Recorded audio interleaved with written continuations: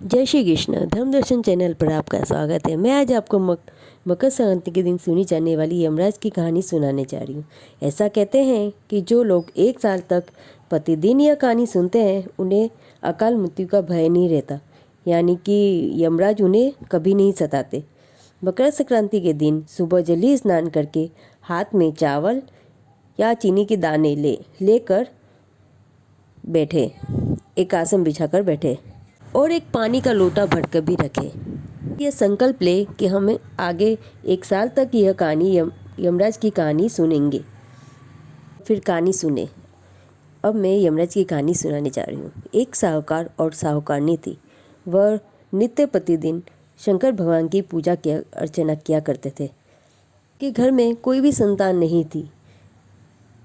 एक दिन पार्वती जी शंकर भगवान से बोली, यह नित्य आपकी सेवा अर्चना करते रहते हैं, पूजा करते हैं, इन्हें आप कुछ तो दो। भगवान कहते हैं कि ये पुत्र प्राप्ति के लिए पूजा अर्चना कर रहे हैं, कि कोई भी संतान नहीं है, इनके भाग्य में संतान है ही नहीं। फिर पार्वती जी बोली, हे नाथ, आपको इनको एक पुत्र तो अवश्य देना चाहिए। नित्य आराधना करते हैं तो इनका फल तो इनको देना ही चाहिए। शिव जी बोले, हे पार्वती, मैं इनको पुत्र प्राप्ति का वरदान देता हूँ, लेकिन वह 12 वर्ष तक ही जीवित रहेगा। इससे ज़्यादा मैं कुछ नहीं कर सकता। कि दुख को आधा कर सकता हूँ, लेकिन उनका दुख तो उनको भोगना ही पड़ेगा। उधर साहूकार भी ये बातें सुन रहा था। साहूकार को ना गम हुआ ना खुशी हुई। वह घर आया और उसने किसी को बताना उचित नहीं समझा। 9 महीने बाद साहूकारनी को पुत्र की प्राप्ति हुई। साहूकार के घर बहुत खुशी मनाई। साहूकार कोई खुश नहीं हुआ। वह जानता था उनका पुत्र सिर्फ 12 वर्ष ही जीवित रहेगा, इसलिए उन्हें कोई खुशी नहीं हुई। जब पुत्र बड़ा हुआ तब साहूकारनी को उसके विवाह की चिंता हुई। उन्होंने कहा, मैं अपने पुत्र का विवाह करना चाहती हूँ।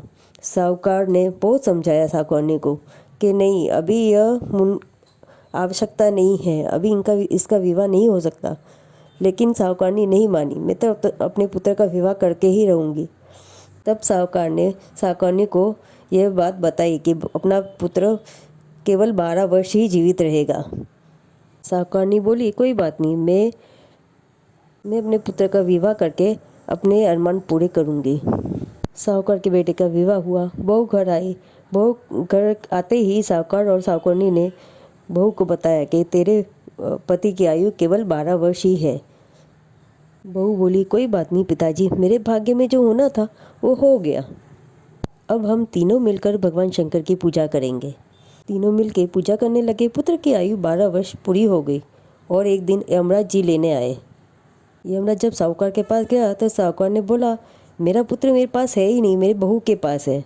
जब यमराज बहू के पास गए तो बहू बोली, मेरे पति ने कोई सुख भोगा ही नहीं है, ना ही मेरे सास ससुर ने पुत्रादि का मुंह देखा है।